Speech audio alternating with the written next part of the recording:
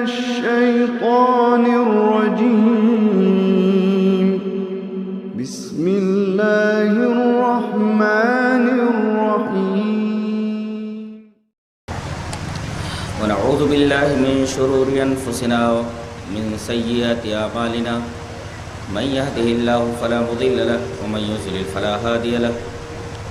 وأشهد أن لا إله إلا الله وحده لا شريك له وأشهد أن محمدا عبده ورسوله. يا أيها الذين آمنوا اتقوا الله حق تقاته ولا تموتن إلا وأنتم مسلمون. يا أيها الناس اتقوا ربكم الذي خلقكم من نفس واحدة وخلق منها زوجها وبث منهما رجالا كثيرا ونساء واتقوا الله الذي تساءلون به والأرحام إن الله كان عليكم رقيبا. يا أيها الذين آمنوا اتقوا الله وقولوا قولا سديدا يصلح لكم أعمالكم ويغفر لكم ذنوبكم ومن يطع الله ورسوله فقد فاز فوزا عظيما. أما بعد فإن خير الحديث كتاب الله وخير الهدي هدي محمد صلى الله عليه وسلم وشر الأمور محدثاتها وكل محدثة بدعة وكل بدعة ضلالة الضلالة في النار. أعوذ بالله من الشيطان الرجيم. بسم الله الرحمن الرحيم. وَلَقَدْ نَصَرَكُمُ اللَّهُ بِبَدْرٍ وَأَنْتُمْ أَذِلَّةٌ فَاتَّقُوا اللَّهَ لَعَلَّكُمْ تَشْكُرُونَ.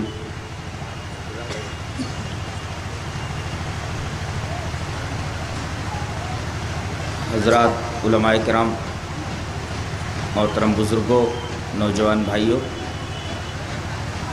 عزیز بچوں،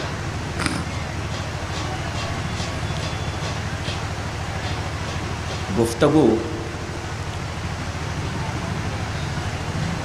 غزوہ بدر پر چل رہی ہے.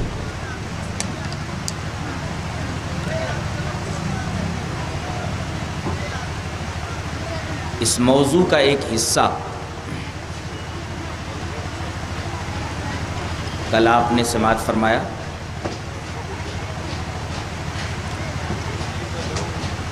اس موضوع کا دوسرا حصہ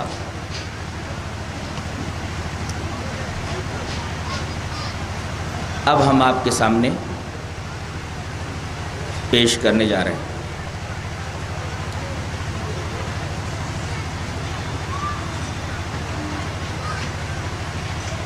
نبی کریم صلی اللہ علیہ وسلم کی تمام جنگوں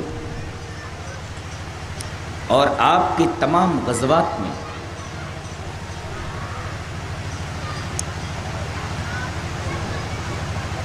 غزوہ بدر کو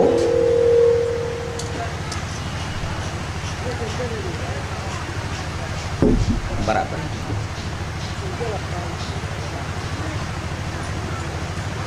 یہ نیچے ہے کیا اوپر ہے؟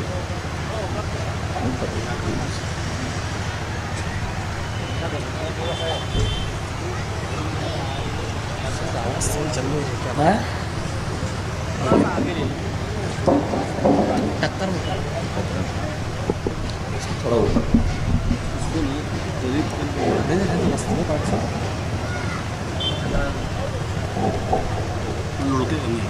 اس کو بھی کم کر کے ڈالیے. اس کو کم کر کے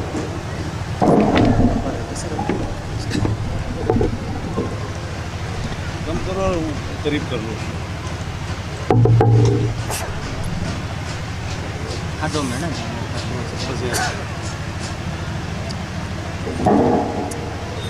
ٹائٹ کرو. سجدے میں چلا جا رہا ہے سیدھا کرے سے.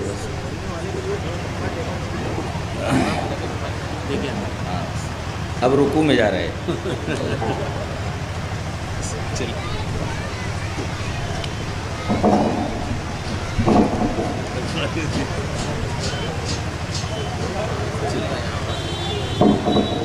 میں ہٹ رہا ہوں تو رکو کیا یہاں آ رہا ہوں دیکھیے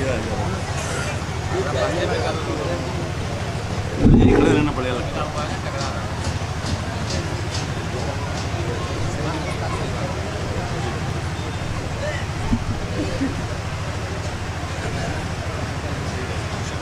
جسٹ نہیں ایسے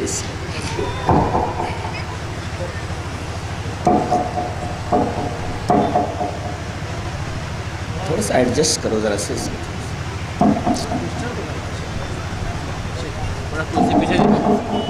کر سکتے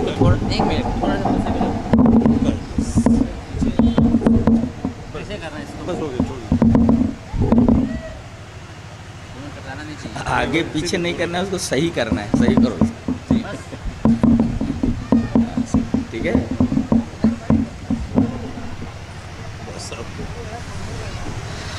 اعوذ باللہ من الشیطان الرجیم. حضرات گرامی، میں یہ کہہ رہا تھا کہ نبی کریم صلی اللہ علیہ وسلم کی تمام جنگوں میں، تمام غزوات میں سب سے زیادہ اہمیت غزوہ بدر کو حاصل تھی.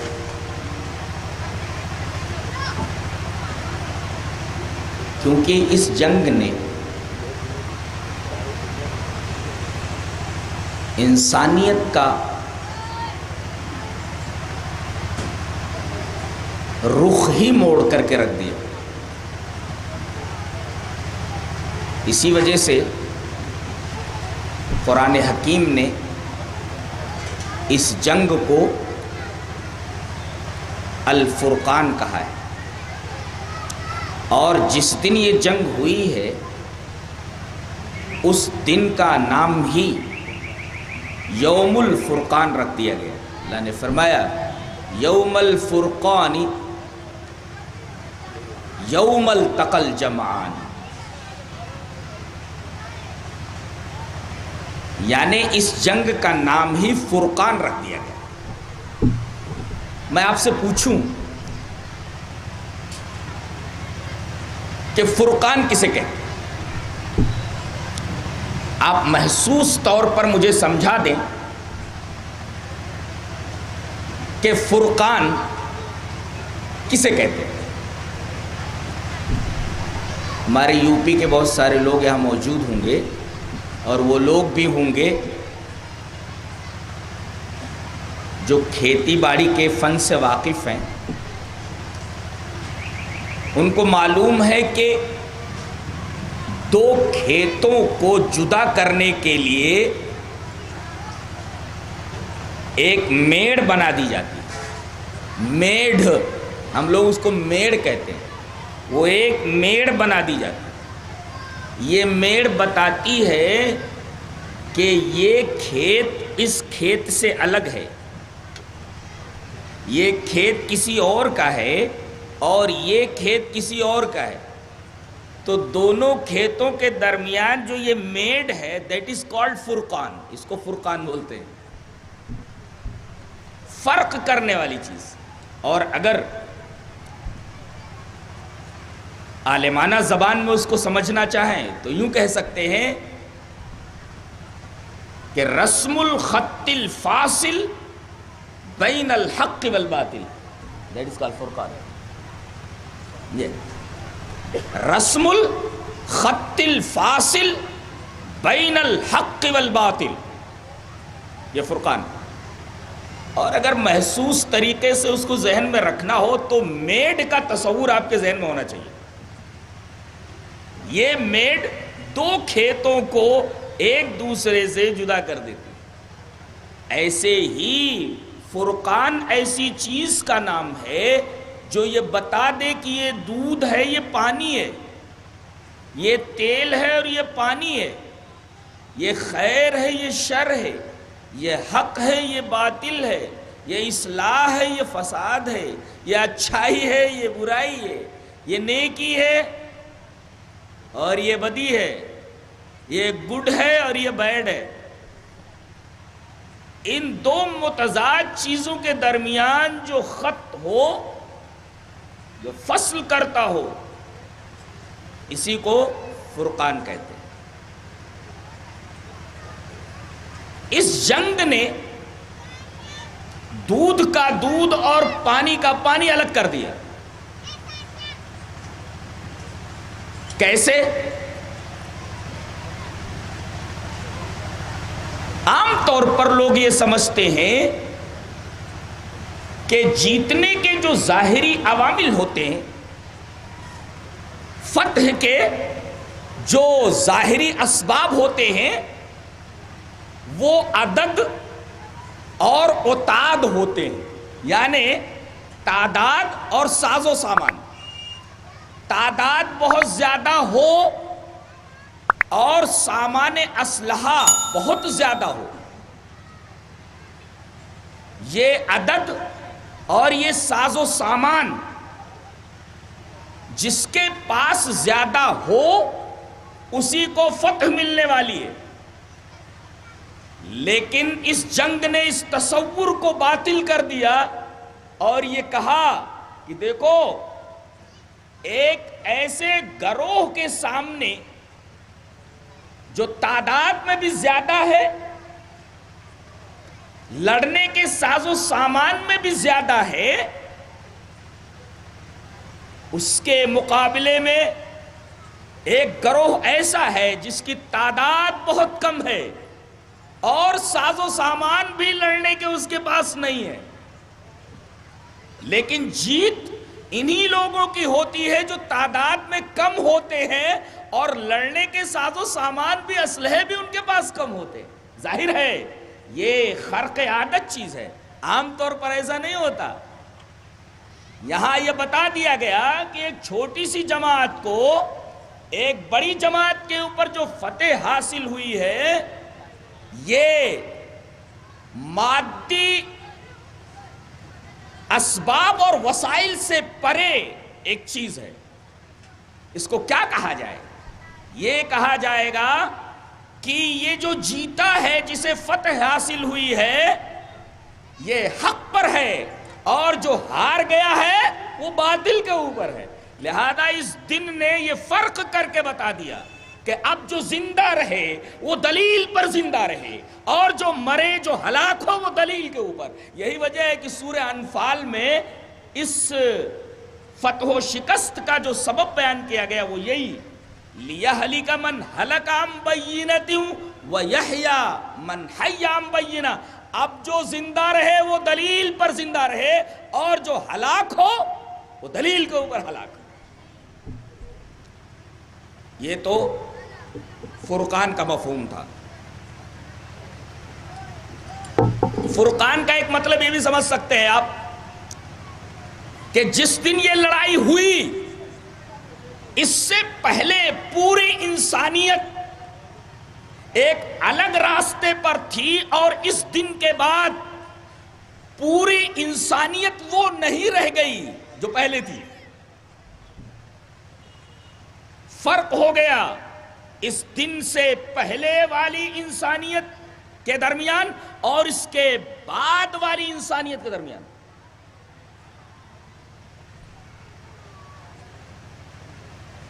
اسی وجہ سے اسے یوم الفرقان کہا گیا۔ خصوصیت اس جنگ کی یہ ہے کہ اللہ تبارک و تعالی کی مدد خاص اس بے سر و سامان لشکر کے ساتھ ہوئی، اور خود قرآن حکیم نے کہا وَلَقَدْ نَصَرَكُمُ اللَّهُ بِبَدْرٍ وَأَنْتُمْ أَذِلَّةٌ۔ یہ اللہ کی مدد تھی کہ بدر میں تمہیں فتح حاصل ہوئی، ورنہ تم تو بے سر و سامان تھے۔ یہ بے سر و سامانی یہ تمہیں جتا نہیں سکتی تھی، بلکہ اللہ کی مدد خاص تمہارے ساتھ ہوئی تو تمہیں یہ نصر اور تمہیں یہ فتح حاصل ہوئی۔ وَلَقَدْ نَصَرَكُمُ اللَّهُ بِبَدْرٍ وَأَنْتُمْ أَذِلَّةٌ۔ تم تو بے سر و سامان تھے۔ بے سر و سامان والی جماعت ایک سر و سامان والی جماعت پر غالب آ جا رہی ہے، یہ تو خرق عادت ہے۔ یہ کہا جائے گا کہ یہاں اس جماعت کو، اس جماعت کے اوپر غلبہ جو حاصل ہوا ہے، اللہ کی مدد خاص کی وجہ سے حاصل، جو اس آیت کریمہ کا ترجمہ ہے وَلَقَدْ نَصَرَكُمُ اللَّهُ بِبَدْرٍ وَأَنْتُمْ أَذِلَّةٌ۔ اچھا، مدد کیسے کیسے آئی وہ دیکھیں آپ۔ اللہ کے رسول صلی اللہ علیہ وسلم نے پہلے جہاں آپ کے لیے سائبان بنا دیا گیا تھا جسے عریش کہتے ہیں، اور حضرت سعد ابن معاذ رضی اللہ تعالی عنہ کی قیادت میں کچھ لوگ آپ کی نگرانی پر مقرر کر دیے گئے. آپ اپنے اس صاحبان سے، اس عریش سے نکلے. اور آپ کی معلومات میں اضافے کے لیے یہ بات کہہ دوں کہ جہاں نبی کا یہ صاحبان لگا تھا، آج وہیں بدر میں جہاں یہ صاحبان بنایا گیا تھا، ایک بڑی حسین مسجد سعودی عرب کی حکومت کی طرف سے بنا دی گئی. تو نبی کریم صلی اللہ علیہ وسلم اپنے عریش سے نکلے، صاحبان سے نکلے، اور آپ نے فوجوں کو صف آرا فرمایا. پہلے ان کی صف بندی کی. غور فرمائیں، پہلے آپ نے صف بندی کی اور پھر واپس عریش میں آئے. اور قام رسول اللہ صلی اللہ علیہ وسلم فصلی، آپ 2 رکعت نماز پڑھتے ہیں اور پھر اللہ تبارک و تعالیٰ سے التجا کرتے ہیں. نقطہ یہ ملا کہ تدبیر کے ساتھ دعا ہونی چاہیے. بعض لوگ یہ کہتے ہیں، ہم نے یہ سنا کہ کچھ لوگ کہیں جا رہے تھے، اچانک گاڑی میں پیٹرول ختم ہو گیا، ایک بوند بھی پیٹرول نہیں ہے. انہوں نے دعا کرنی شروع کر دی، بغیر پیٹرول کے گاڑی چلنے لگی. جھوٹ ہے یہ، جھوٹ ہے یہ. اس لیے کہ آپ کو پہلے تدبیر کرنا ہے. دھکے مار کے آپ لے جاؤ فلنگ اسٹیشن تک، یہ تدبیر ہے. اور اس کے بعد پھر وہاں فل کراؤ، پھر اس کے بعد گاڑی چلاؤ تو گاڑی چلتی. تدبیر کے بعد دعا ہے. آپ نے پہلے تدبیر فرمائی اور اس کے بعد دعا فرمائی کہ اے اللہ، اس جماعت کو جسے میں اس میدان میں کھڑا کر کے آیا ہوں، ان تہلک هذه العصابہ، اگر یہ جماعت آج مار دی گئی تو لا توبت فی الارض، تو قیامت تک زمین پر تیرا کوئی نام لیوا باقی نہیں رہے گا. تدبیر اور اس کے بعد تقدیر. گویا تدبیر بھی تقدیر میں شامل ہے، یہ دونوں ایک دوسرے سے الگ نہیں ہیں. تدبیر بھی تقدیر ہے. سب بندی کر دی. اور اس کے بعد جب لڑائی ہونے لگی تو آپ نے زمین سے مٹھی بھر مٹی اٹھائی. جانتے ہیں ایسا کیوں ہے؟ ابھی بتا رہا ہوں.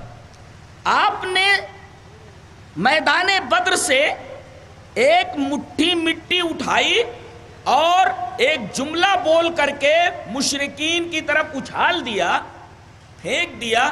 شاہت الوجوہ، چہرے بگڑ جائیں. آپ کی زبان مبارک سے یہ جملہ نکلا، شاہت الوجوہ. یہ بددعا ہے اور بددعا کے ساتھ ساتھ عمل بھی ہے. مٹی کا پھینکنا، یہاں بھی دیکھیے آپ، تدبیر ہے اور دعا ہے. تدبیر کے ساتھ تقدیر ہے. مٹی آپ نے اٹھائی، مشرکین کی طرف پھینکی اور کہا شاہت الوجوہ. یہ شاہت الوجوہ یہ قول ہے اور یہ مٹی پھینکنا یہ عمل ہے. قول کے ساتھ عمل ضروری ہے، یہ نقطہ معلوم ہوا. اور اللہ نے اسی کی طرف اشارہ کرتے ہوئے فرمایا فَلَمْ تَقْتُلُوهُمْ وَلَكِنَّ اللَّهَ قَتَلَهُمْ وَمَا رَمَيْتَ إِذْ رَمَيْتَ وَلَكِنَّ اللَّهَ رَمَى. آپ نے وہ مٹھی بھر مٹی نہیں پھینکی تھی، بلکہ اللہ نے وہ مٹی پھینکی تھی. اب دیکھیے ایک بڑا عجیب نقطہ بیان کرنے جا رہا ہوں. معجزہ جو ہوتا ہے وہ نبی کے ہاتھ پر ظاہر ہوتا ہے. نبی کے علاوہ دنیا میں کسی شخص کے ہاتھ پر معجزے کا ظہور نہیں ہوتا. نبی کے ہاتھ پر معجزہ ظاہر ہوتا ہے. ایک نبیوں کے علاوہ اگر کسی خرق عادت چیز کا کسی کے ہاتھ سے ظہور ہو تو اسے ولی کہتے ہیں. اور اگر کسی اللہ کے نافرمان کے ہاتھ سے کسی خرق عادت چیز کا ظہور ہو تو اسے استدراج کہتے ہیں. لیکن آپ ایک پوائنٹ پر غور کریں کہ معجزہ کل کا کل اللہ کی طرف سے ہوتا ہے. بہت ہی عجیب بات بتانے جا رہا ہوں میں، یاد رکھو اور لے جاؤ اس جلسے سے یہ نقطہ کہ معجزہ یہ مکمل اللہ کا فعل ہوتا ہے. لیکن نبی سے تھوڑا کام لے لیا جاتا ہے جو بظاہر ایسا لگتا ہے کہ بالکل محمل ہے، یوز لیس ہے، بیکار ہے. بتاتا ہوں. حضرت موسیٰ علیہ السلام راتوں رات بنی اسرائیل کو لے کر بھاگ پڑے اور بحر احمر کو کراس کر کے آپ کو وادی سائنا میں جانا ہے. سمندر کے کنارے پہنچ گئے, پیچھے فرعون کا لشکر آ جاتا ہے. حضرت موسیٰ علیہ السلام کے ساتھی, آپ کے اصحاب گھبرا جاتے ہیں. قال اصحاب موسیٰ انا لمدرکون, ارے موسیٰ تم نے مجھے ہمیں کہاں لا کر کے پھنسا دیا ہے. یہ دیکھو فرعون کا لشکر ہے, آ گیا ہے, اب تو ہم پکڑ لیے گئے. انا لمدرکون. حضرت نے فرمایا قال کلا ان معی ربی سیہدین, ہرگز نہیں, میرا رب میرے ساتھ ہے, وہ کوئی نہ کوئی راستہ ضرور نکالے گا. اچھا, اب راستہ کیا نکالا گیا آپ کو معلوم ہے کہ دریا دو حصوں میں بٹ گیا اور بیچ میں راستہ بن گیا. سوال یہ ہے کہ دریا, اس کا پانی کا مزاج سیلان ہے, بہنا ہے, پہاڑ کی طرح کھڑے ہونا نہیں, اس لیے کہ پانی کے مزاج سیلان ہے, تود نہیں بنتا. وہ تود کالتود العظیم, قرآن نے کہا کہ بالکل سخت پہاڑ کی طرح پانی کھڑا ہو گیا اور بیچ میں راستہ بن گیا. تو یہ پانی کے مزاج کو تھوڑی دیر ختم کر دینا, اس کے سیلان کو ختم کر کے اسے ٹائٹ کر دینا, پتھر کی طرح بنا دینا, یہ معجزہ ہے جو اللہ کا فعل ہے, یہ اللہ کرتا ہے. لیکن ایسے نہیں ہوا. موسیٰ سے کہا گیا فَأَوْحَيْنَا إِلَىٰ مُوسَىٰ أَنِ اضْرِب بِّعَصَاكَ الْبَحْرَ, ہم نے موسیٰ کی طرف وحی کی کہ اس پانی کے اوپر اپنا ڈنڈا مارو. یہ ڈنڈا مارنے کی کیا وجہ؟ ڈنڈے سے تھوڑی پانی پھٹتا ہے. آپ بھی ذرا کسی تالاب کے اوپر ڈنڈا مار کر کے دیکھیے, پانی پھٹتا ہے کیا اور بیچ میں سے راستہ نکلتا ہے کیا؟ تو آپ کسی تالاب کے سامنے کھڑے ہو کر کے اگر لکڑی سے ماریں تو لکڑی کے اندر یہ پاور نہیں ہے کہ راستہ بن جائے اور پانی اپنا مزاج کھو دے. تو پانی کا مزاج ختم ہوا, سیلانیت ختم ہو کر کے, سیلان ختم ہو کر کے وہ پہاڑ کی طرح کھڑا ہو گیا. یہ اللہ کا فعل ہے. یہ حضرت موسیٰ سے لیکن کام لیا گیا کہ کم سے کم آپ اتنا جتنا کر سکتے ہیں اتنا تو کیجئے, اتنا تو کر سکتے ہو نا. لاٹھی مار سکتے ہو؟ بولے ہاں اتنا کر سکتا ہوں. کہا اتنا تو کرو تم. گویا معجزے کا ظہور بھی ہوتا ہے نبی کے ہاتھ پر, تو اس سے عمل ضرور کروایا جاتا ہے, تب معجزے کا ظہور ہوتا ہے. عمل کی اہمیت سمجھ رہے ہیں آپ؟ ہاں, یہ نقطہ بتانا چاہ رہا ہوں. حضرت موسیٰ علیہ السلام کو ایک اور معجزہ دیا گیا تھا, معلوم ہے آپ کو؟ ان کا ہاتھ چمکنے لگتا تھا, اس کو کیا بولتے ہیں؟ ید بیضا, چمکنے والا ہاتھ. یہ معجزہ کس کو ملا تھا؟ حضرت موسیٰ علیہ السلام کو. کیا کرتے تھے وہ؟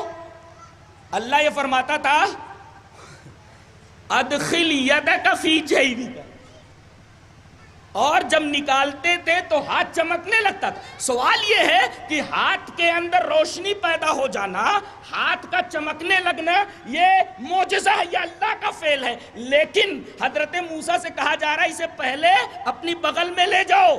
اتنا تو کر سکتے ہو نا, ہاتھ کو اپنے بغل تک لے جا سکتے ہو نا, لے جاؤ. اب تم نے وہ عمل کر لیا جتنا تم کر سکتے تھے, اب ہاتھ کو بیضا بنا دینا, چمکدار بنا دینا, یہ ہمارا کام. تمہارا کام جتنا تھا تم نے کر لیا, اب ہمارا جو کام ہے وہ ہم کر کے بتاتے ہیں. اب یہیں سے ایک نقطہ ملا. لوگ یہ کہتے ہیں کہ آبے کا آوا بگڑا ہوا ہے. ایک سماجی حقیقت بیان کرنے جا رہا ہوں اور بہت ہی پیاری بات ہے, لے کر کے جاؤ. ہزاروں صفحات پڑھنے کے بعد بھی شاید آپ کو نہ ملے, ذہن میں بٹھاؤ. لوگ یہ کہتے ہیں کہ بھئی آوے کا آوا بگڑا ہوا ہے, لوگ برائیوں میں مبتلا ہیں, ایک اکیلا چنا کیا بھاڑ پھوڑ سکتا ہے, ایسا بولتے ہیں. اکیلا چنا کیا بھاڑ پھوڑ سکتا ہے؟ اگر پورا کا پورا معاشرہ کسی برائی کے اندر ملوث ہو تو ایک آدمی اچھا بن کر کے کیا کر لے گا؟ سارے کے سارے رشوت خور ہوں تو ایک ایماندار آفیسر, ایک ایماندار آدمی کیسے ایمانداری برقرار رکھ سکتا ہے؟ سارے کے سارے سود خور ہوں تو ایک حلال کھانے والا آدمی کس طریقے سے معاشرے میں رہ سکتا ہے؟ سارے کے سارے شرابی ہوں محلے کے تو ایک اکیلا آدمی محلے کا کس طریقے سے اپنے آپ کو شراب سے بچا سکتا ہے؟ منظر دیکھو، حضرت یوسف علیہ السلام ہے، بلا لیا ہے اندر عزیز مصر کی بیوی نے، ہائی تلک آ جاؤ، چلے گئے، کئی دروازوں کے اندر گئے، جیسا کہ قرآن حکیم کے بیان کا محصل ہے کہ وغلقت الابواب، اس کا مطلب کئی دروازوں میں گئی، باب مینس دروازہ، ڈور، کئی دروازوں میں سے ہو کر وہ کسی کمرے میں پہنچے اور اس نے یہ کہا کہ میرے ساتھ یہ برا کام کرو، انہوں نے کہا معاذ اللہ، میں ایسا کام نہیں کر سکتا، اور دروازے کی طرف بھاگے۔ مفسرین کا یہ کہنا ہے کہ برائی سے بچ کر، بہت غور سے سنو، برائی سے بچ کر حضرت یوسف اکیلے بھاگے، دروازے کھلتے چلے گئے۔ تاثر یہ دیا گیا ہے کہ کم سے کم جتنا تم کر سکتے ہو برائی سے اتنا تو بھاگو، اب دروازہ کھول کر کے تم کو باہر نکالنا یہ ہمارا کام ہے، یہ جتنا تم کر سکتے ہو اتنا تو کرو، اب دروازہ کھولنا یہ ہمارا کام ہے، جتنا تم کر سکتے ہو اتنا کرو، بقیہ آگے کا کام کرنا یہ ہمارا کام ہے، یہ تمہارا نہیں۔ تو معجزے کا ظہور بھی ہوتا ہے تو کام کروایا جاتا ہے نبی سے۔ آپ کو معلوم ہے، مطالبہ کیا گیا کہ آپ اللہ کے رسول ہیں تو ذرا چاند کے 2 ٹکڑے کر کے بتائیے۔ اب چاند کے 2 ٹکڑے کرنا یہ نبی کے اختیار میں نہیں ہے، یہ مکمل اللہ کا فعل ہے، لیکن نبی سے کہا گیا آپ اتنا تو کر سکتے ہیں نا کہ انگلی آپ اس کی طرف اٹھا لیں۔ انگلی آپ نے اٹھائی چاند 2 ٹکڑے کو، یہ انگلی اٹھانے سے چاند پھٹا ہے؟ اتنا کام کروائے گا کہ اتنا آپ کیجئے، بقیہ چاند کا پھاڑنا یہ ہمارا کام ہے۔ تو معجزہ بھی ظاہر نہیں ہوتا جب تک کہ نبی سے کوئی عمل نہ کرا لیا جائے۔ تو نبی کریم صلی اللہ علیہ وسلم نے صفوں کو درست فرمایا اور اس کے بعد دعا فرمائی، اور بڑی الہا و زاری کے ساتھ وہ دعا آپ نے کی اور آپ کی دعا قبول ہوئی۔ میدان جنگ کے اندر آپ نے مٹھی بھر مٹی اٹھائی، مشرکین کی طرف پھینک دی۔ اللہ فرما رہا ہے ہاتھ آپ کے ہیں لیکن پھینکا میں نے، فَلَمْ تَقْتُلُوهُمْ وَلَكِنَّ اللَّهَ قَتَلَهُمْ وَمَا رَمَيْتَ إِذْ رَمَيْتَ وَلَكِنَّ اللَّهَ رَمَى۔ یہ مٹھی بھر دھول کی کیا حیثیت ہے؟ یہ کیوں پھینکی گئی؟ آنکھوں میں پڑ جائے تاکہ ان کو دکھائی کچھ دے اور حقیقت کچھ ہو۔ ایسا ہوا؟ جی ہاں، ایسا ہی ہوا۔ اللہ تبارک و تعالی نے ارشاد فرمایا کہ جب دونوں فوجیں آمنے سامنے ہوئی تو ایک عجیب و غریب منظر نظر آیا۔ وَإِذْ يُرِيكُمُوهُمْ إِذِ الْتَقَيْتُمْ فِي أَعْيُنِكُمْ قَلِيلًا وَيُقَلِّلُكُمْ فِي أَعْيُنِهِمْ لِيَقْضِيَ اللَّهُ أَمْرًا كَانَ مَفْعُولًا۔ یہ ہے وجہ کہ یہ مٹی پھینکی گئی، لوگوں کے آنکھوں میں پہنچ گئی، مشرکین کی آنکھوں میں پہنچ گئی۔ اب جب آمنے سامنے فوجیں ہوئیں تو ان کو، مشرکین کو مسلمانوں کی فوج کم دکھائی دے رہی ہے اور مسلمانوں کو ان کی فوج کم دکھائی دے رہی ہے، تاکہ وہ یہ سمجھیں کہ تھوڑے سے ہیں، بھاگو نہیں، مار لو ان کو، اور مسلمانوں کے حوصلے بڑھ گئے کہ ہم سے زیادہ نہیں ہے، کاٹ ڈالو ان کو، مار دو۔ اس طریقے سے اللہ تبارک و تعالی نے اس مٹی کے ذریعے ان کی آنکھوں کے اندر یہ بات ڈال دی، یہ بات پیدا کر دی کہ حقیقت کچھ تھی اور دکھائی کچھ دے رہا ہے۔ یہ قرآن حکیم کا بیان ہے۔ لِيَقْضِيَ اللَّهُ أَمْرًا كَانَ مَفْعُولًا، اس لیے کہ اللہ جو کام کرنے والا تھا اس کے ذریعے وہ کام پورا کر دے۔ لِيَقْضِيَ اللَّهُ أَمْرًا كَانَ مَفْعُولًا۔ جنگ ہوئی، ایک صاحب عکاشہ ابن محسن دور صدیقی تک زندہ رہے، حضرت ابو بکر صدیق کے زمانے تک۔ ان کی تلوار ٹوٹ گئی، انہوں نے دیکھا میری تلوار ٹوٹ گئی، لڑوں کیسے؟ معجزے کا ظہور ہوا۔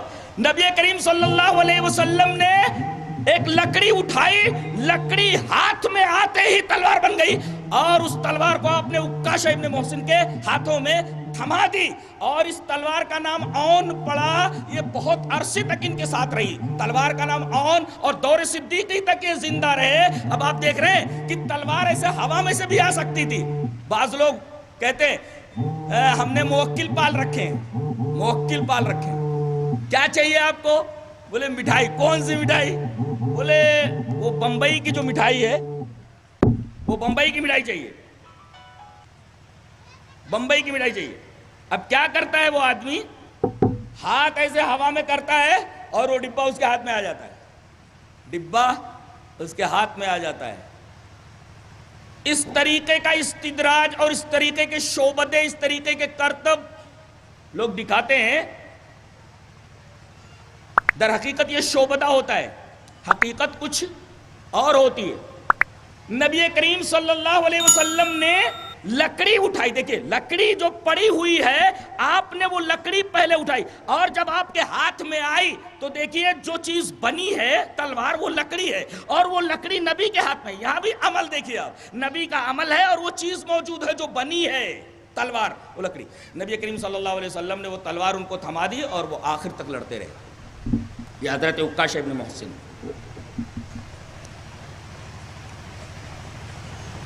اللہ کی ایک اور مدد, اذ تستغیثون ربکم فاستجاب لکم انی ممدکم بألف من الملائکۃ مردفین. ہم یہاں ایک لفظ مردف کے اوپر بحث کرنے والے ہیں, ایک لفظ ہے مردف, اس کے اوپر ہم بحث کر رہے ہیں.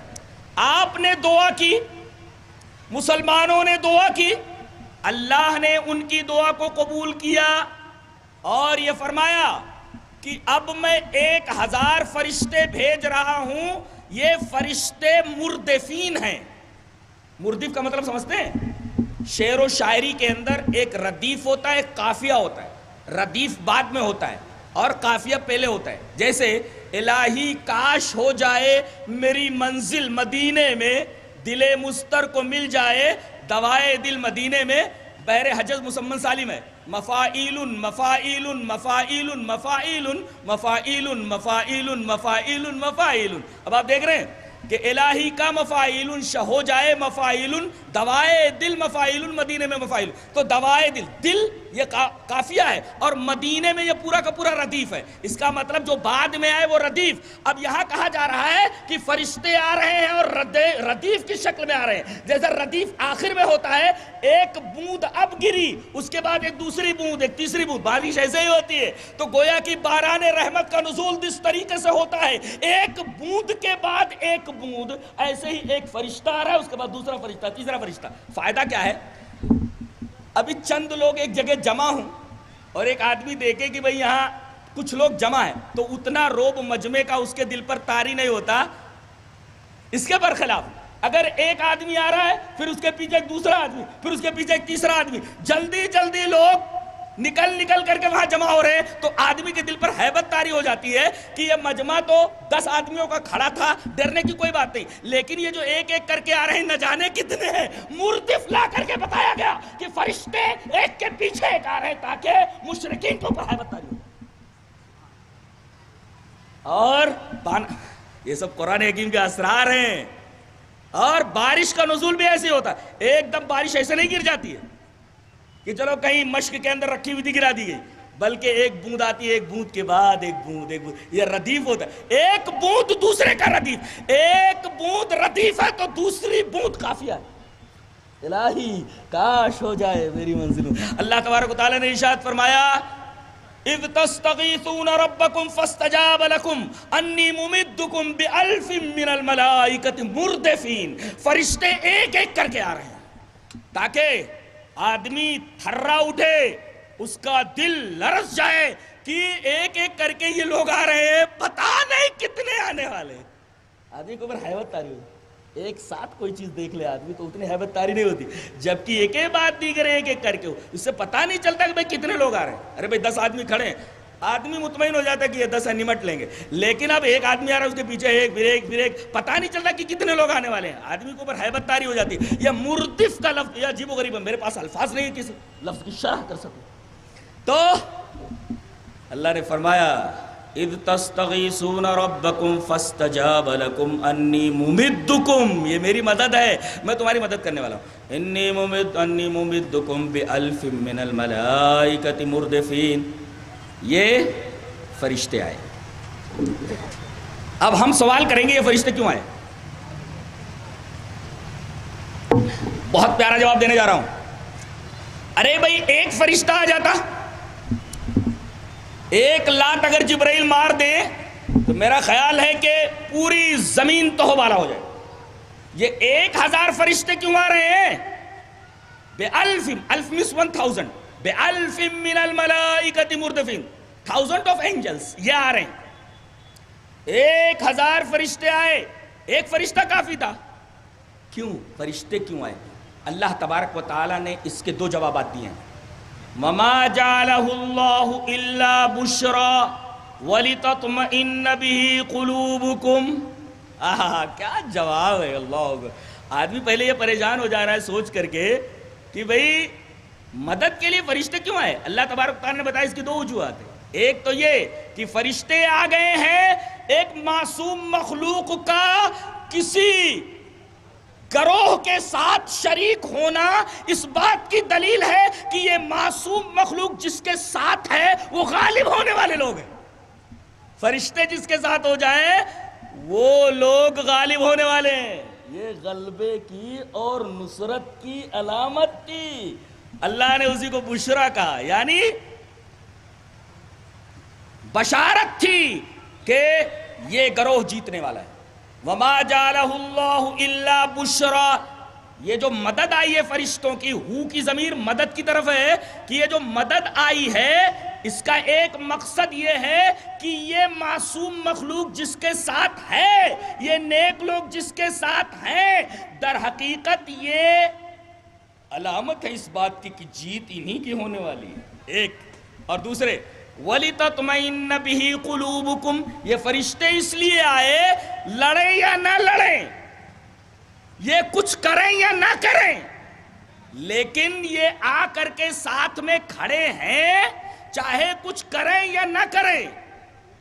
لیکن ایک فائدہ تو ہے کہ دل میں اس سے تقویت ہوتی ہے, دل میں اس سے تقویت ہوتی ہے. میں ایک بات بتانے جا رہا ہوں کہ علامہ ابن قیم علیہ الرحمہ نے تہذیب و مدارج السالکین شرح ایاک نعبد و ایاک نستعین کے اندر ایک بڑا عجیب نکتہ بیان فرمایا ہے کہ ہم دعا مانگتے ہیں, اہدنا الصراط المستقیم صراط الذین انعمت علیہم, اے اللہ ہمیں صراط مستقیم پر چلا. بات ختم ہو گئی تھی. آگے یہ کہنے کی ضرورت کیا تھی؟ بولنے والے کو یہ کہنے کی کیا ضرورت ہے؟ یہ کہہ دینا کافی تھا کہ اہدنا الصراط المستقیم, اے ہمارے رب ہمیں صراط مستقیم پر چلا. بس صراط مستقیم ہے, چلتا چلا جا. یہ کہنے کی کیا ضرورت؟ صراط الذین انعمت علیہم, ان لوگوں کا راستہ جن پر چلنے والوں کے اوپر تیرا انعام ہوا. یہ ان لوگوں کا حوالہ کیوں؟ علامہ ابن قیم اس فلسفے کا جواب دیتے ہیں, کہتے ہیں کہ اگر کوئی آدمی ایک راستے کے اوپر چل رہا ہو اور اسے یہ محسوس ہو کہ اس راستے پر وہ تنہا ہے تو 2 گڑبڑیاں ہوتی ہے.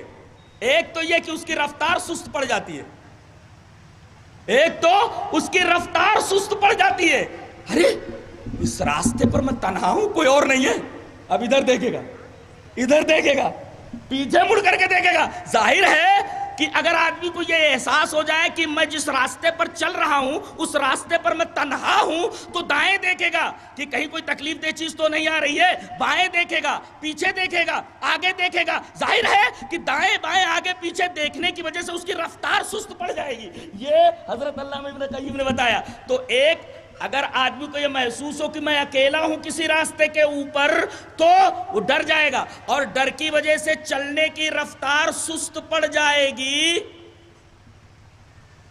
ایک نقصان تو اس کا یہ ہوگا, اور دوسرے اس کے دل میں ایک طریقے کا اضطراب ہوگا, اطمینان فوت ہو جائے گا.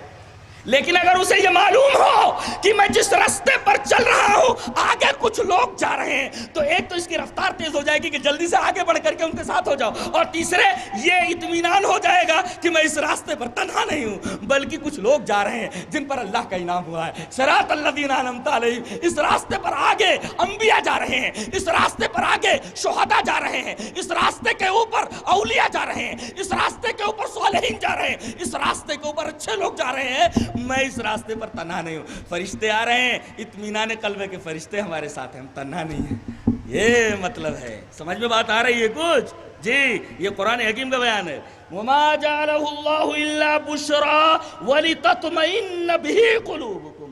اگر اطمینان قلب نہ ہو، اضطراب ہو، تو اضطراب کی وجہ سے بڑے سارے خدشات اور بہت ساری پریشانیاں پیدا ہو جاتی ہیں، اور آدمی کی رفتار سست پڑ جاتی ہے کسی راستے پر چلنے کی وجہ سے. سمجھ گئے مطلب؟ صراط الذین انعمت علیہم جو وہ بولتے ہیں اس کا مطلب سمجھ میں آیا؟ یہ کس لیے ہے؟ اس لیے تو فرشتے اس وجہ سے آئے. اور دوسرا نقطہ یہ بتانے جا رہا ہوں. اب اطمینان ہو گیا. ارے ہم لوگ ان سے لڑنے میں تنہا نہیں ہیں، ہمارے ساتھ کچھ اور ہیں، اور وہ بھی نوری مخلوق ہے. اطمینان قلب ہو گیا. اچھا، اور دوسرے روحانی، ہاں یہ نقطہ پیش نظر رہے. ایک روحانی احساس یہ کہ ہم اہل لمدد السماء، ہم اس لائق ہیں کہ آسمان والا ہماری مدد کر رہا ہے. یہ بہت بڑا نقطہ ہے، اگر سمجھ سکو تو سمجھ لو.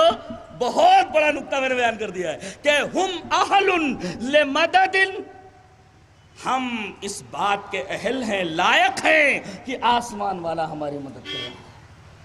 اگر ہم اس لائق نہ ہوتے تو آسمان والا ہماری مدد کیوں کرتا؟ یہ نقطہ ذہن نشین کیا جائے کہ ہم اس لائق ہیں، ہم اہل ہیں، تبھی تو اللہ ہماری مدد کے لیے فرشتے بھیج رہا ہے. ظاہر ہے کہ یہ احساس روحانی اگر پیدا ہو جائے کہ ہم اہل ہیں اللہ کی مدد کے، اللہ تبارک و تعالی ہماری مدد کرنا چاہ رہا ہے، ہم اس کے اہل ہیں، یہ فرشتے اسی وجہ سے آئے، تو بتائیے روح کتنی خوش ہوگی. اور جنگ جیتنے کے لیے مادی قوت سے زیادہ روحانی قوت اور نفسی قوت کی ضرورت ہے. تو ایک مدد اس طرح آئی فرشتوں کی. فرشتوں کی مدد کیوں آئی ہے اس کی وجہ بھی بتا دی گئی.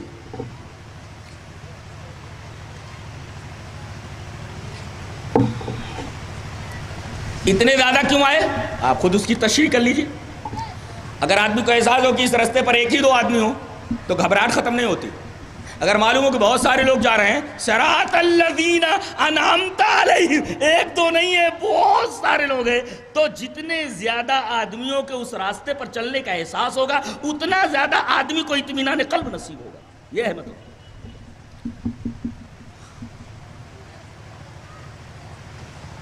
اس کے بعد اللہ تبارک و تعالیٰ نے اسی سورہ انفال کے اندر یہ بتا دیا کہ جنگ جیتنے کے لیے بہت ساری چیزوں کی ضرورت ہوتی ہے.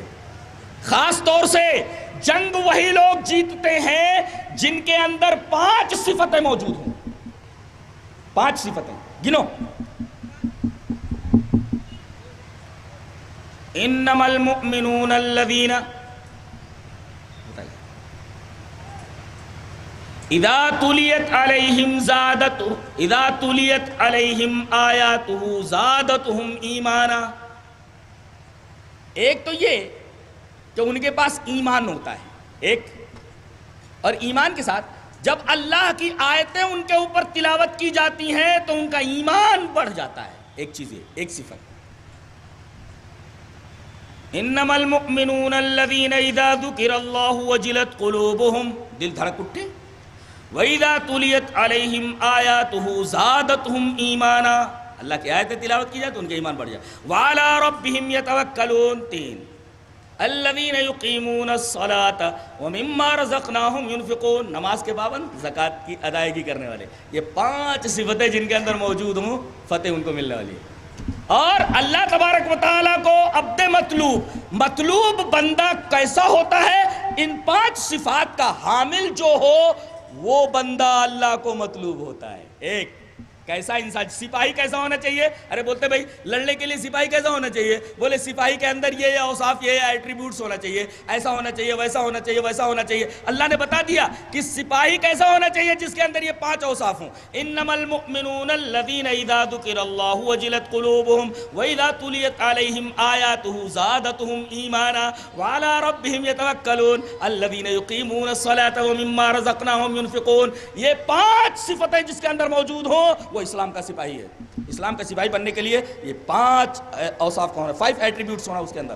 اچھا اب لڑنا کیسے؟ لڑنا کیسے؟ اب لڑائی کا طریقہ بتایا جا رہا ہے.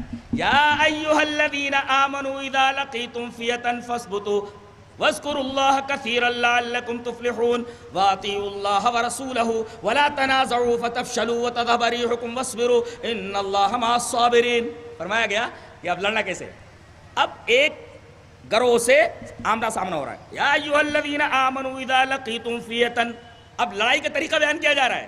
تو جیسے ہی سامنے تمہارا دشمن آئے فثبتوا، ثابت قدم ہو جاؤ. اور یہاں سے باتیں قلب بھی ہے اور سے باتیں قدم بھی ہے. اور نقطہ ملحوظ رکھا جائے کہ سے باتیں قدم سے پہلے سے باتیں قلب کا ہونا ضروری ہے. ارے جس کا قلب ثابت نہ ہو وہ ثابت قدم کیسے رہ سکتا ہے میدان جنگ میں؟ فثبتوا کے اندر دونوں چیزیں آ گئی، سے باتیں قلب بھی اور سے باتیں قدم بھی. اور سے باتیں قدم موقوف ہے سے باتیں قلب کے اوپر. آدمی کا قلب ثابت ہو تو میدان جنگ میں اس کا قدم ثابت رہے گا. اگر اس کا نفس اس کی روح ثابت نہ ہو میدان جنگ چھوڑ کر بھاگ جائے گا. تو فثبتوا عام ہے، یعنی سے بات قلب بھی ہونا اور سے بات قدم بھی ہونا. میدان جنگ چھوڑ کر بھاگنا نہیں اور شور و غوغا نہیں کرنا، ایسا کرو ویسا کرو. وَاذْكُرُوا اللَّهَ كَثِيرًا لَعَلَّكُمْ تُفْلِحُونَ. لڑتے وقت بھی تمہاری زبانوں پر اللہ کا ذکر ہونا چاہیے. یہ تیسرا طریقہ بتایا گیا. سے بات قلب، سے بات قدم، اللہ کا ذکر. اور اس کے بعد ڈسپلن. وَأَطِيعُوا اللَّهَ وَرَسُولَهُ. ارے کوئی فوج لڑ ہی نہیں سکتی جب تک کہ ڈسپلن نہ ہو. اور اسلامی فوج کے لڑنے کے لیے بتایا گیا وَأَطِيعُوا اللَّهَ وَرَسُولَهُ. ڈسپلن کیا ہے؟ کتاب اللہ اور سنت رسول. بعض لوگ کہتے ہیں کہ حدیث اور ہے سنت اور ہے. ارے یہ کب تک مغالطہ چلتا رہے گا بھائی؟ ارے چھوڑ دو یہ سب.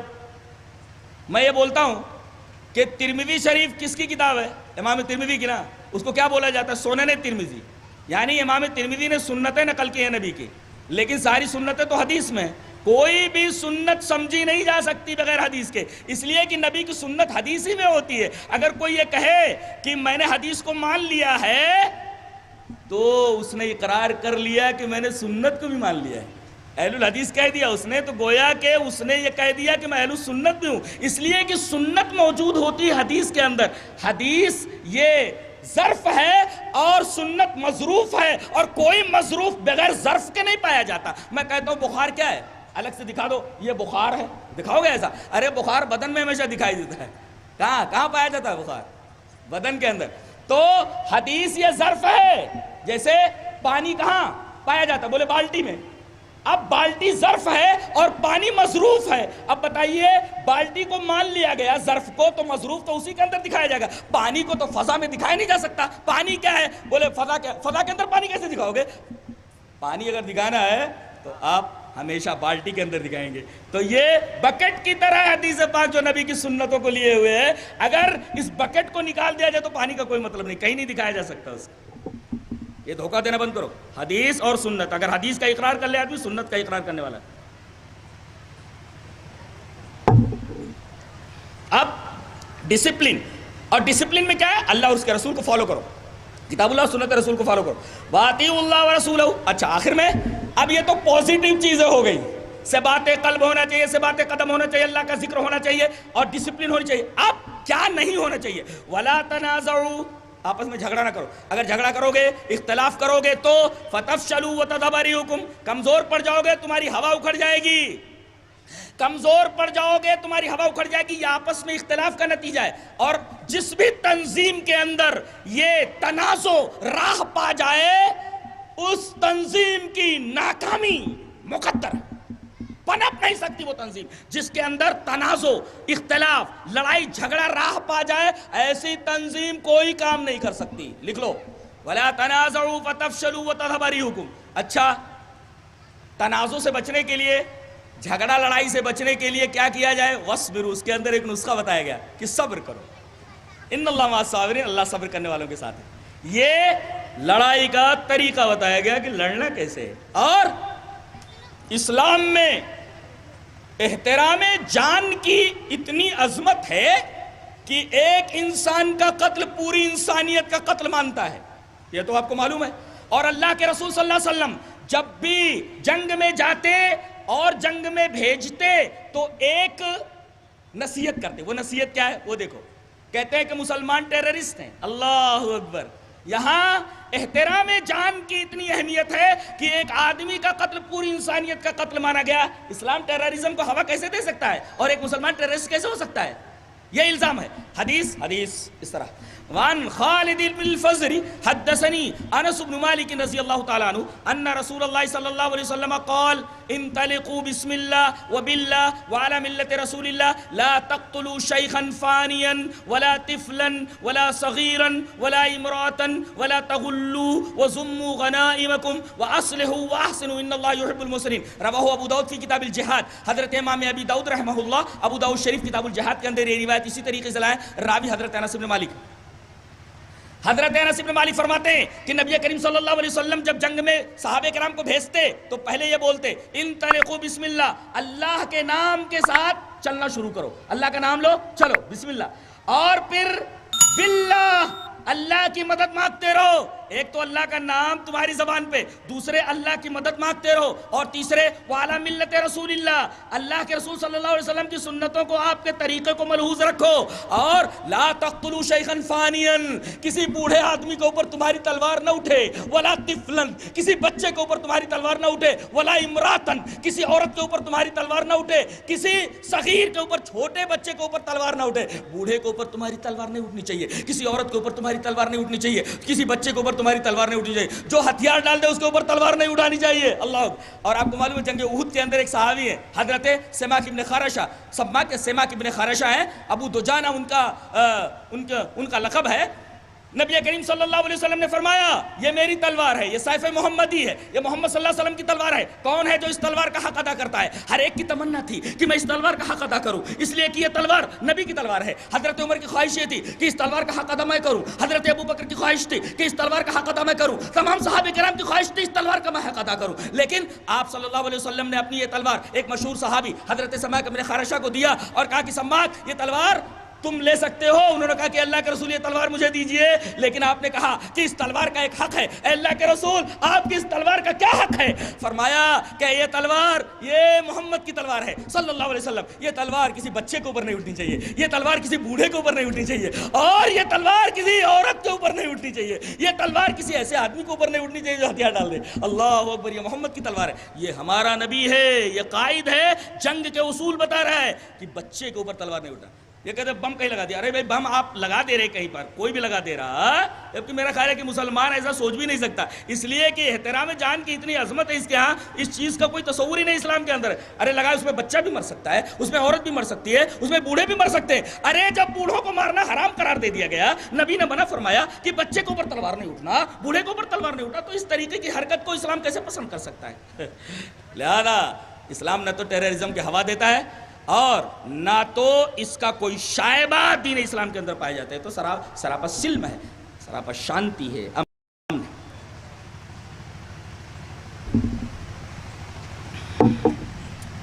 سپاہی کیسا ہونا چاہیے؟ جس کے اندر 5 صفات. لڑائی کیسے کرنی چاہیے؟ طریقہ بتایا گیا. ہو گیا؟ اچھا, سپاہی کیسے منتخب کیے جائیں, چوائس کیسے کیے جائیں؟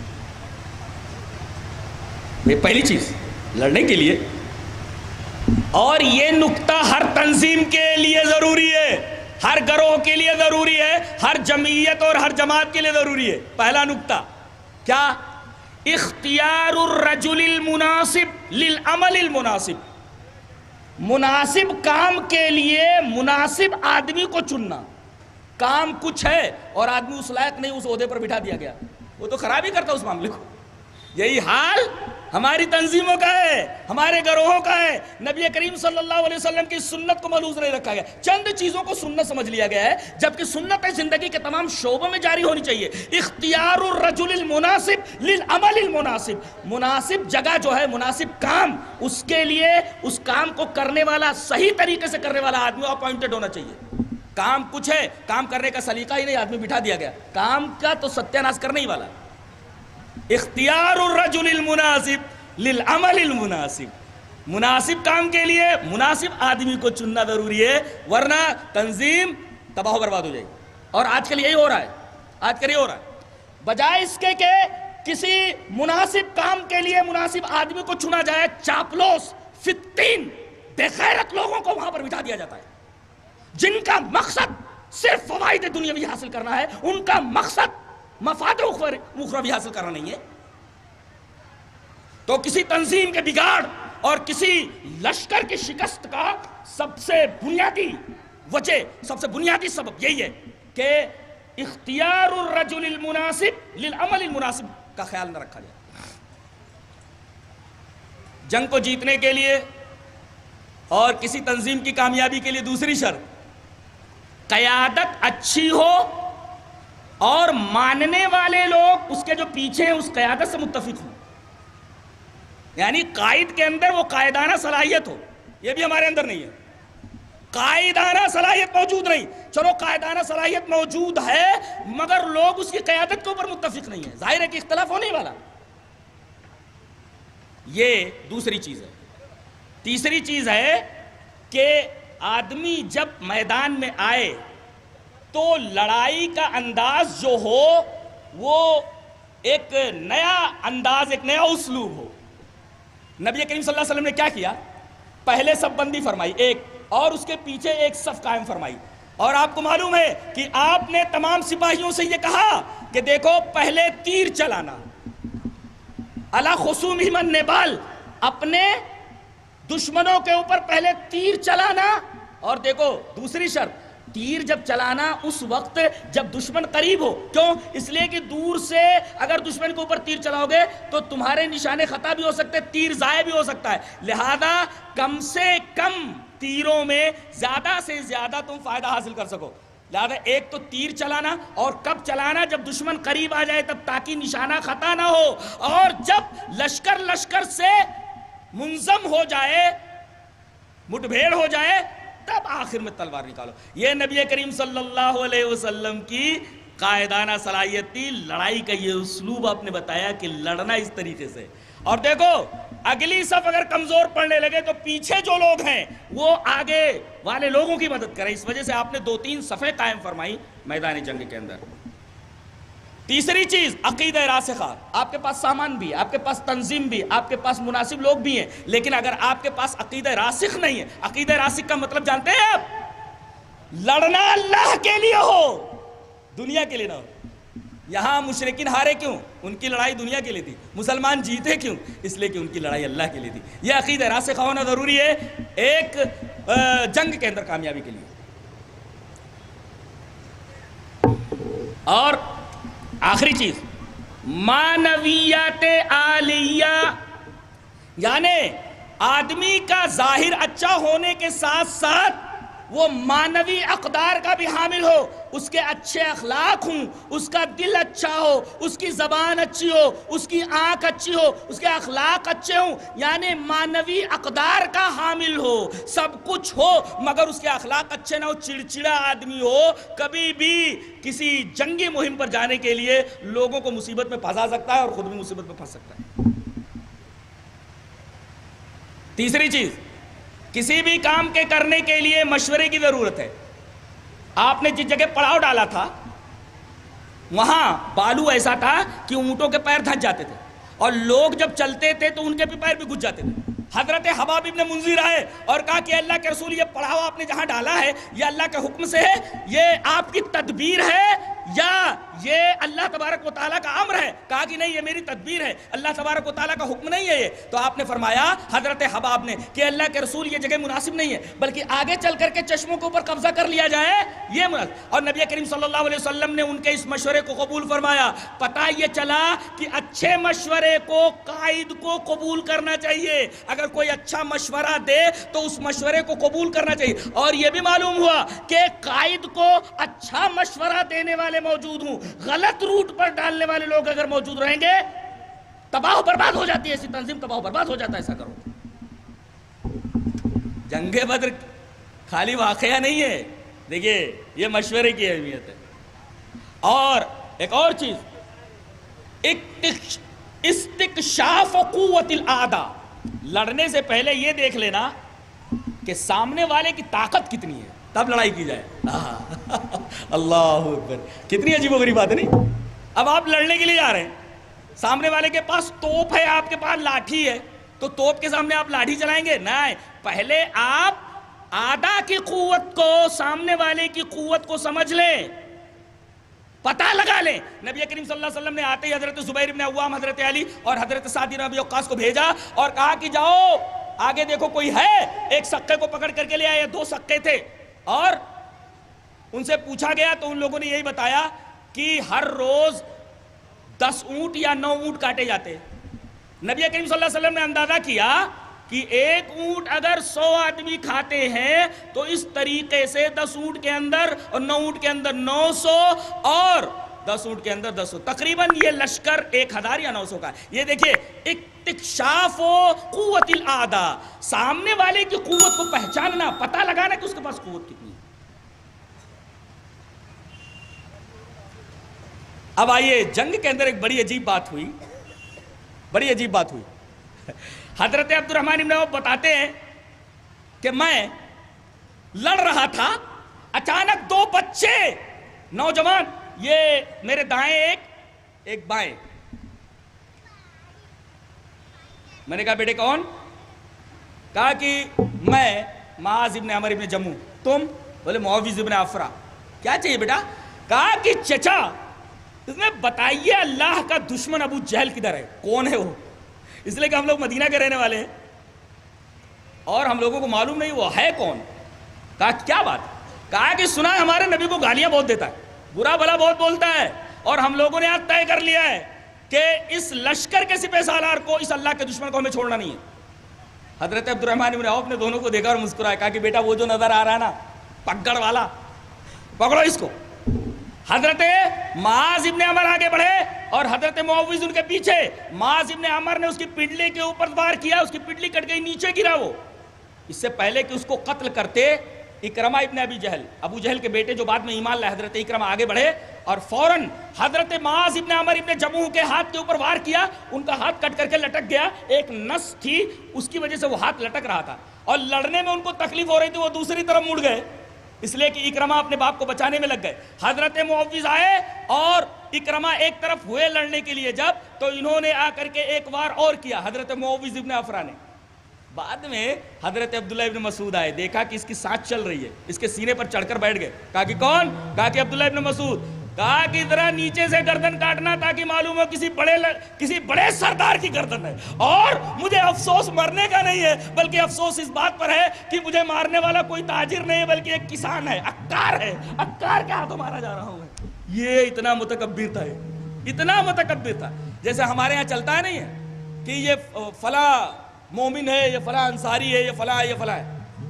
یہ بات مشرکین کے اندر تھی، لہذا اس چیز کو ہوا دینا یہ غزوہ بدر کے اثرات اور اس کے دروس و عبر کے خلاف ہے۔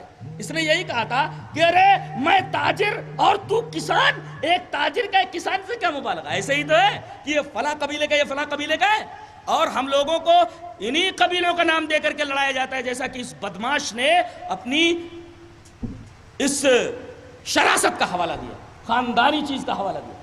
تو یہ جو خاندانی عصبیت ہے یہ ختم ہونا، یہ غزوہ بدر کا پیغام ہے۔ کہا کہ نیچے سے گردن کاٹو، مجھے افسوس اس بات پر ہے کہ ایک کسان مجھے قتل کر رہا ہے، میں جو ہے تاجر ہوں، یہ کسان عکار ہے۔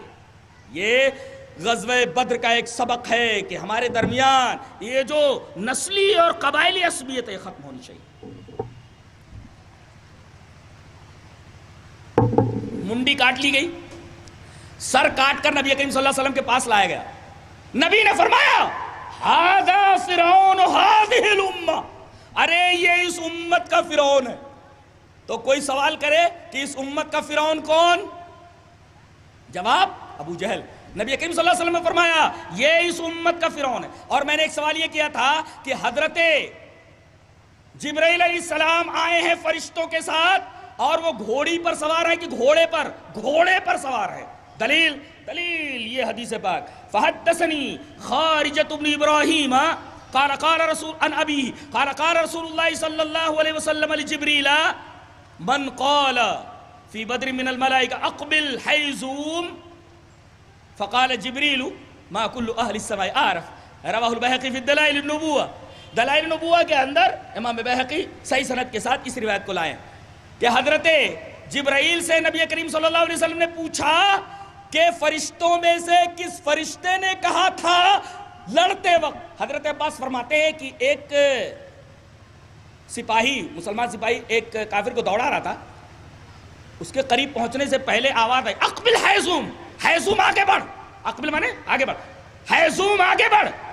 کہتے وہ آدمی ابھی وہاں تک پہنچا نہیں، سامنے والا جو بھاگ رہا تھا اس کی منڈی نیچے کٹ کر گر گئی تھی. نبی کریم صلی اللہ علیہ وسلم نے وہی پوچھا کہ فرشتوں میں کس نے یہ کہا تھا اقبل حیزوم؟ حضرت جبرائیل نے کہا تمام آسمان والوں کو معلوم ہے. میں جس گھوڑے پر سوار تھا، گھوڑا اس لیے کہ اقبل یہ مذکر کا صیغہ ہے، صیغہ امر مذکر ہے، لہذا گھوڑا تھا وہ، اور گھوڑے کا نام حیزوم. تو یہ تو جبرائیل علیہ السلام کے تعلق سے ایک سوال کا جواب تھا کہ منڈی جب کاٹ کر لائی گئی تو نبی کریم صلی اللہ علیہ وسلم نے فرمایا ھذا فرعون ھذی الامہ، یہ اس امت کا فرعون. عمیر ابن حمام، آہا بڑے پیارے صحابی، وہ کھجور کھا رہے تھے، ان کے ہاتھ میں کچھ تمرات تھیں، کھجور کھا رہے تھے. نبی کریم صلی اللہ علیہ وسلم نے فرمایا قومو، اٹھو، ایسی جنت کے لیے جس کی چوڑائی زمین اور آسمان کے برابر ہے، اور اس جنگ کے اندر جو آدمی صابرن محتسبن، صبر کرتے ہوئے اور ثواب کی امید سے، شہادت کی امید سے اگر آدمی لڑتا ہے تو الا ادخلہ اللہ الجنہ، تو اللہ اسے جنت میں داخل کرے گا. حضرت عمیر مسکرائے اور کہا کہ بخ بخ، واہ واہ. نبی کریم صلی اللہ علیہ وسلم نے فرمایا لما تبخبخو، ارے بھائی واہ واہ کیوں کہہ رہے ہو؟ بخ بخ عربی میں کہتے واہ واہ کو، تو لما تبخبخو، بھائی واہ واہ کیوں کہہ رہے؟ کہا کہ اللہ کے رسول آپ نے فرمایا کہ جلدی کرو اس جنت کی طرف جس کی چوڑائی زمین اور آسمان کے برابر ہے. تو مطلب یہ ہوا کہ میرے اور جنت کے درمیان سوائے اس کے کہ مجھے کوئی قتل کر دے، یہی نا، تو میں اب گھستا ہوں. جلدی سے انہوں نے کھجوریں پھینک دی اور یہ کہا کہ کھجوریں کھانے لگوں تو جنت میں پہنچنے میں دیری ہو جائے گی، مجھے جنت میں جلدی سے پہنچنا ہے. فوراً انہوں نے کھجوریں زمین پر پھینک دی اور میدان جنگ کے بیچ میں گھس گئے، اور حضرت عمیر ابن حمام رضی اللہ تعالیٰ عنہ شہید ہوئے. اللہ اکبر. انہوں نے بھی بدر کی سرزمین کو اپنے پاک لہو سے، اپنے خون سے سینچ کر کے رکھ دیا. اللہ تبارک و تعالیٰ نے ایسے لوگوں کو آسمان سے عرش پر سے جھانک کر دیکھا. اور جانتے ہیں فرقان وہاں ہوتا ہے، انقلاب وہاں سے اٹھتا ہے جہاں خون گرتا ہے. شاعر نے بالکل صحیح کہا کہ شہادتوں نے جگمگائے زندگی کے راستے، شہادتوں نے جگمگائے زندگی کے راستے، جہاں جہاں لہو گرا چراغ رہ گزر بنا، چراغ رہ گزر بنتا ہے ایک ایک قطرہ لہو کا. یہ انسان کا خون جہاں بہتا ہے نا، وہاں سے انقلاب اٹھتا ہے. آپ کو معلوم ہے خون کی بڑی قیمت ہوتی ہے، بڑی اہمیت ہوتی ہے. اللہ تبارک و تعالیٰ کی راہ میں اگر خون بہے تو بڑی اہمیت ہوتی ہے. دیکھیے حضرت عمر ابن حمام رضی اللہ تعالیٰ عنہ نے کھجوریں پھینک دی اور لڑتے لڑتے شہید ہوئے. یہ تو حضرت عمر کی بات. کتنے لوگ مارے گئے؟ 70 مارے گئے. مسلمان کتنے مارے گئے؟ 14. اور 70 مشرکین مارے گئے، 70 قید ہوئے. قتل منہم 70 رجلا واسر منہم 70 رجلا. 70 مارے گئے اور 70 قید کیے گئے. اب ان قیدیوں کو پکڑ لیا گیا ہے، ان قیدیوں کو پکڑ لیا گیا، اور نبی کریم صلی اللہ علیہ وسلم نے ان کو پہلے مدینے کی طرف روانہ کر دیا. ساتھ میں آپ جب ایک مقام پر آئے وادی صفرا کے اندر، کہا کہ جنگی مجرم کو لاؤ. کہا کہ اللہ کے رسول 2 جنگی مجرم ہیں، ایک جنگی قیدی ہوتا ہے، ایک جنگی مجرم ہوتا ہے.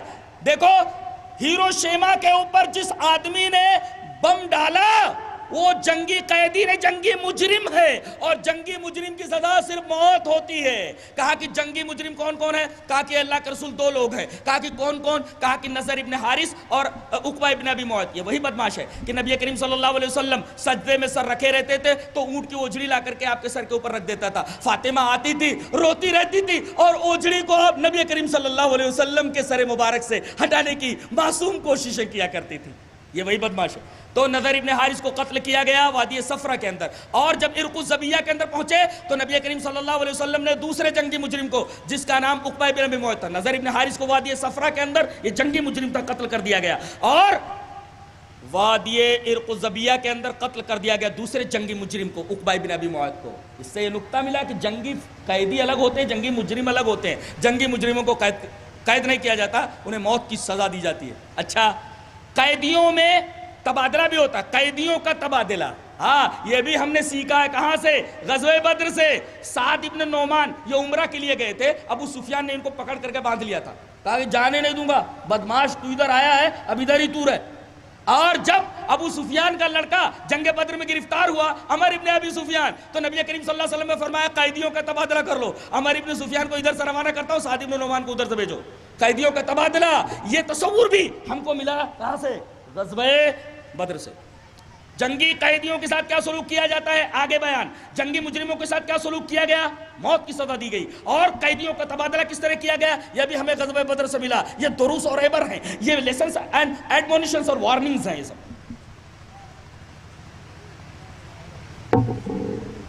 قیدی پہنچے، کہا کہ ذرا باندھے رکھو. آہا اب بڑی پیاری بات کہنے جا رہا ہوں، سانس روک لو اس کے بعد بولتا ہوں.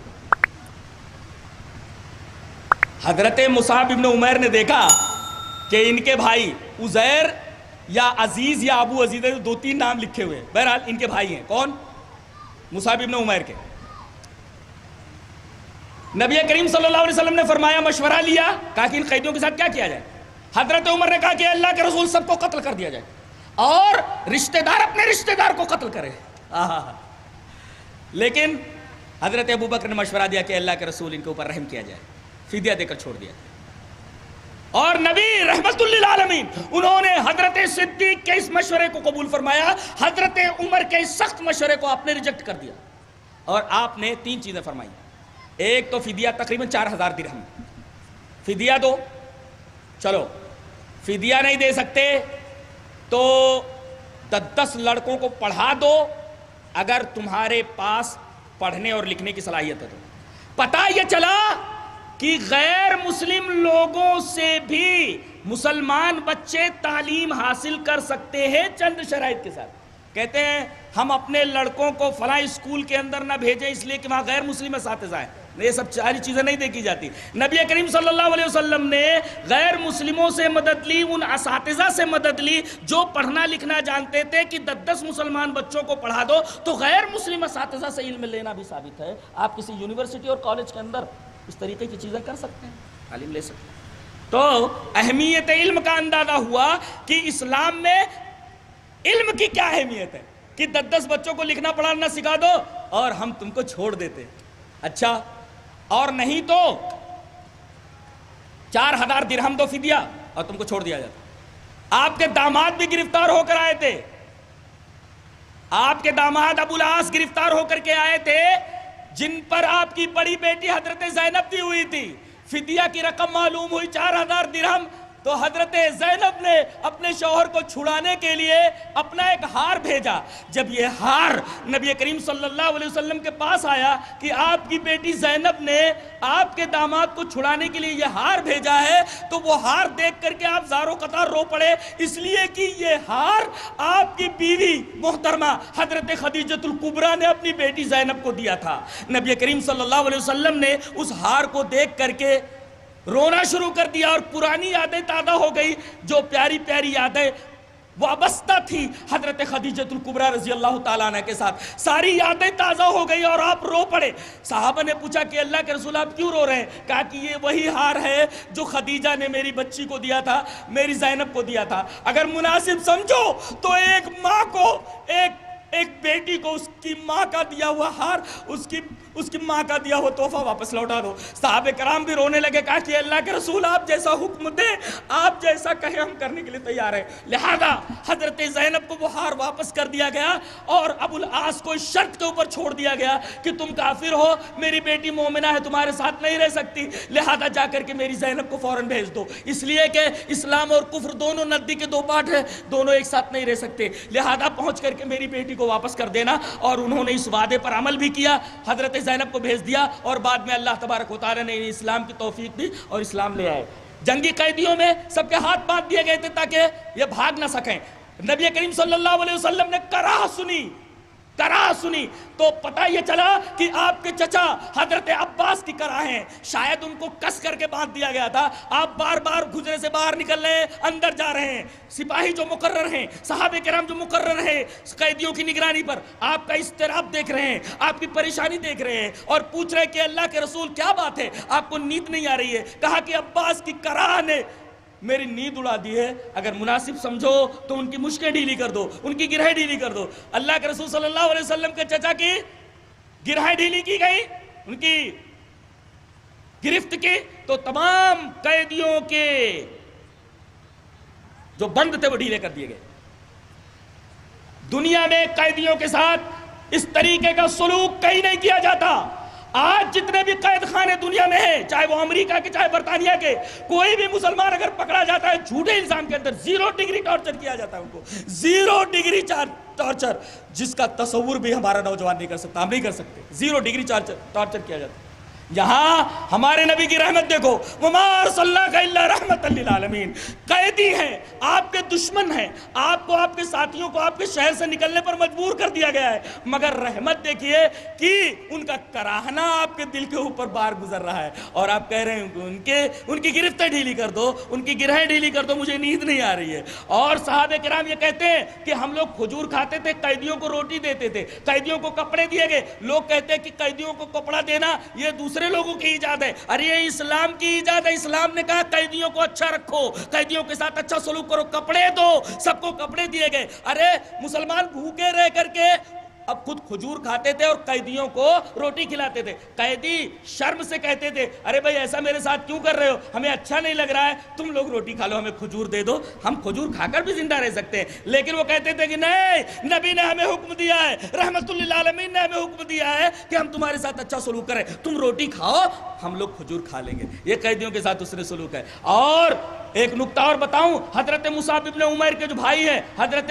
عزیز، یہ پکڑ کر کے آئے، حضرت مصعب نے دیکھا کہ جس مسلمان سپاہی نے ان کو پکڑا تھا، کہا کہ میرا یہ بھائی عزیز ذرا اس کو کس کر باندھو بدماش کو، اس کی ماں بہت ہی مالدار ہے، بہت موٹی رقم دینے والی ہے۔ اب ان کے بھائی نے سنا کہ یہ میرا بھائی کیا بول رہا ہے، ارے کہا کہ تم میرے بھائی ہو کر میرے بارے میں ایسی بات کہہ رہے ہو کہ مجھے بہت مضبوطی سے باندھا جائے، میری ماں بہت، ارے وہ تمہاری ماں بھی ہے اور میں تو تمہارا بھائی۔ کہا خاموش رہے، تو میرا بھائی نہیں ہے، بلکہ میرا حقیقی بھائی وہ ہے جو تجھے پکڑ کر کے لایا ہے۔ پتہ یہ چلا کہ ایمان کا جو رشتہ ہوتا ہے وہ نسب کے رشتے سے کہیں آ رہا ہوتا ہے۔ یہ صحابہ کرام رضوان اللہ تعالی علیہ مجمعین نے ہمیں تصور دیا، کہا کہ تو میرا بھائی نہیں بلکہ میرا بھائی وہ ہے جو تجھے پکڑ کر کے لایا ہے۔ گویا ایمانی جو رشتہ ہوتا ہے وہ نسبی رشتے سے کہیں بڑھ کر کے ہوتا ہے۔ یہ منظر بھی ہم نے غزوہ بدر کے اندر دیکھا اور اسیران بدر کے ساتھ جو سلوک کیا گیا اس سے ہمیں یہ سبق ملا، یہ نصیحت ملی۔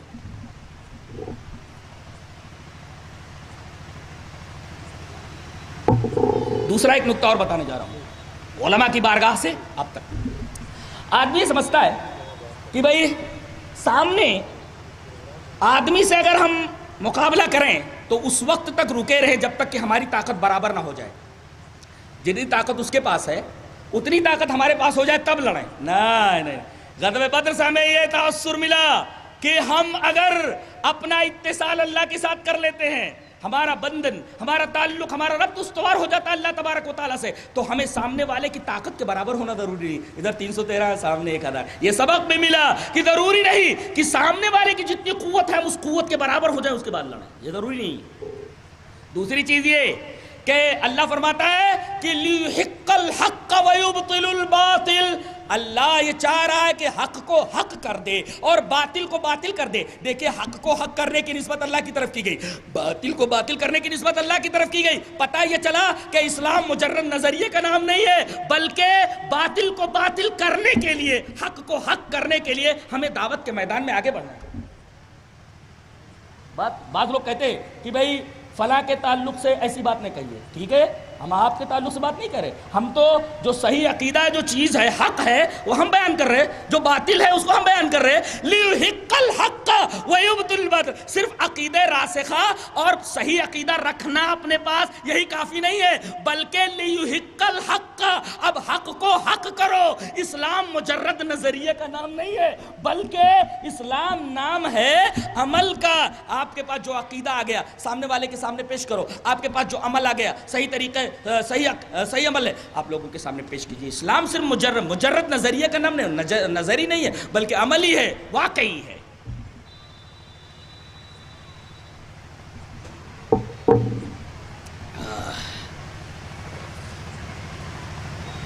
اور آخری چیز بیان کر کے میں بات کو ختم کرتا ہوں کہ مسلمانوں سے کہا گیا کہ بھئی وہ قافلہ نکل چکا ہے، اب لڑنا ہے. تو کچھ لوگ ڈر رہے تھے، لڑنا نہیں چاہتے تھے، وہ اسے مکروہ سمجھ رہے تھے. لیکن جب لڑائی ہوئی، اللہ نے مدد دی. جو فائدہ حاصل ہوا اس سے یہ نکتہ ملا کہ کبھی کبھی آدمی کسی چیز کو مکروہ سمجھتا ہے، ناپسندیدہ سمجھتا ہے، لیکن آگے چل کر کے پتہ چلتا ہے کہ اللہ نے اس کے لیے اس مکروہ اور پسندیدہ چیز کے پیچھے کوئی محبوب چیز چھپا رکھی ہے.